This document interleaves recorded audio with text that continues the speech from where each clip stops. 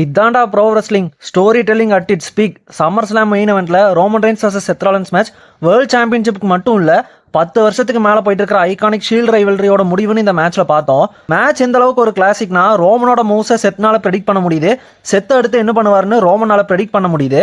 மாத்தி மாத்தி ஃபினிஷர்ஸா போட்டுக்கிறாங்க, ஷீல்டு பவர் பாம்லாம் போடுறாங்க. ஆனா ரெண்டு பேரும் விட்டே கொடுக்கல. ஒரு பாயிண்ட்ல ரோமன் ரெஃப்ரிக்கு ஸ்பியர் போட்டுருவாரு, உடனே ராலன்ஸ் அஃபிஷியல் இல்லாதனால சேரை வச்சு அடிச்சிடலான்னு பாப்பாரு. செத் ராலன்ஸ் இந்த சேரை வச்சே தான் ரோமன் கிட்ட நிறைய மைண்ட் கேம்ஸ் விளையாடிட்டாரு, ஒவ்வொரு டைமும் காலி பண்ணியிருக்காரு. இப்போ சம்மர் ஸ்லாம்லயே அதுதான் நடக்க போகுதுன்னு பார்த்தா ரோமன் எப்படியோ கவுண்டர் பண்ணிடுவாரு. இப்போ ரோமன் கிட்ட சேர் வந்துருச்சு. ஷீல்டு பிட்ரேல்னால ரொம்ப எமோஷனலா ரொம்ப வருஷமா கஷ்டப்பட்டு இருக்கிற ரோமன் இன்னைக்கு அதுக்கான ரிவெஞ்ச் எடுத்து முடிச்சிருக்கலாம். ஆனா ரோமன் சேரை வீசிட்டு ரோமன் அந்த விஷயத்தை விட்டு மூவ் ஆன் ஆக முடிவு பண்ணியிருக்காரு. இதை பார்த்த செத்துக்கும் செம ஷாக், ஆடியன்ஸ்க்கும் சரியான ஷாக் தான். ரோமன் நேருக்கு நேர் நின்று இந்த மேட்சை வின் பண்ண முடிவு பண்ணிட்டாரு, அதை செஞ்சுமே காட்டினாரு. ஷீல்டுன்னு சொல்றாங்க, ஆனா டீன் ஆம்ப்ரோஸே இல்லைன்னு சில பேருக்கு தோணலாம். என்ன பண்றது, ஆம்ப்ரோஸ் WWE பிடிக்கலன்னு WWE விட்டுட்டு போயிட்டாரு. ஆனா ரோமனும் செத்தும் ஆம்ப்ரோஸை மறக்கல. மேட்ச் அப்ப ஆம்ப்ரோஸோட மூவ்ஸ் எல்லாம் போட்டு அவருக்கு ட்ரிபியூட் கொடுக்க தான் செஞ்சாங்க. டர்ட்டி டீட்ஸ் எல்லாம் WWE பார்த்து ரொம்ப நாள் ஆயிருச்சு. மேட்ச் முடிஞ்ச அப்புறம் செத் ரோமன் ரெண்டு பேருமே ரொம்ப எமோஷனல் ஆயிட்டாங்க. இதுதான் அவங்க ரைவல்ரியோட முடிவுன்னு ஆயிருச்சு. அவங்களோட ஈகோவெல்லாம் தள்ளி வச்சுட்டு Roman center of the ring வந்துட்டு ஷீல்டோட சிக்னேச்சர் ஃபிஸ்ட் பம்பை காட்டுவாரு. செத்தும் வந்து ஷீல்டு மாஸ்கை நடுவில் போட்டுட்டு அவரும் அந்த ஃபிஸ்ட் பம்பை பண்ணிடுவாரு.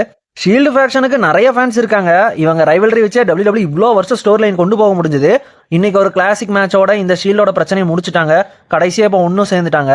ரோமன் கண்டிப்பாக வின் பண்ணிடுவார்னு ஸ்பாய்லர் ஏற்கனவே நான் உங்களுக்கு கொடுத்துருப்பேன். ஏன்னா ரோமன் ஜெயிச்சாதான் இந்த ஸ்டோரி லைனை கம்ப்ளீட் ஆகும். ரோமனால பிக் மேட்சஸ்ல எப்பயுமே செத்து தோக்கடிக்க முடிஞ்சதுலன்னு ஒரு விஷயம் ரோமனை எப்பயுமே அஃபெக்ட் பண்ணிட்டு இருந்துச்சு.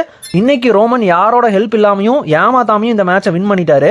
அந்த சேர் ஷாட் ஷீல்ட் பெட்ரேல் மொமெண்ட்டையும் மன்னிச்சுட்டு ரோமன் பண்ணதான் பீக் ஸ்டோரி டெல்லிங். நான் அதை சுத்தமாக எதிர்பார்க்கல. ரோமன் ரிவெஞ்ச் எடுப்பாருன்னு நான் நினைச்சேன். இந்த மேட்ச்ல WWE சொன்ன ஸ்டோரி லைன் கூட எனக்கு ரொம்ப பிடிச்சிருந்தது, அதனாலேயே இந்த மேட்ச் பிடிச்சதுன்னு நினைக்கிறேன். இந்த version of OTC Roman Reigns பார்த்தீங்கன்னா யாரோட ஹெல்ப் இல்லாமல் ஏமாத்தாமையே வந்துட்டு ஜெயிச்சிட்டு இருக்காங்க. இதுக்கு முன்னாடி இருந்த பிளட் லைனோட அந்த head of the table Roman Reigns பார்த்தீங்கன்னா அவர் மேட்சஸ் எல்லாம் வந்து ஏமாத்தான் செய்வார், பிளட் லைன் ஹெல்ப் எல்லாம் தேவைப்பட்டுச்சு.